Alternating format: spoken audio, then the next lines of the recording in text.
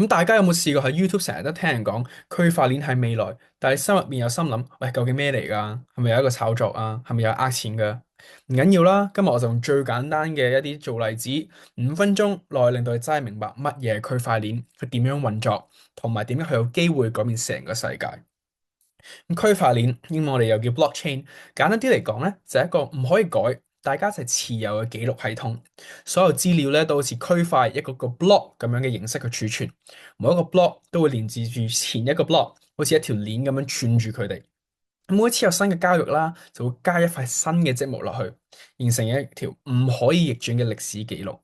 咁用啲比較簡單嘅比喻啦，例如你可以想象區塊鏈就好似咁，你住公屋，房屋署咧就會記住你住喺邊層樓幾號單位。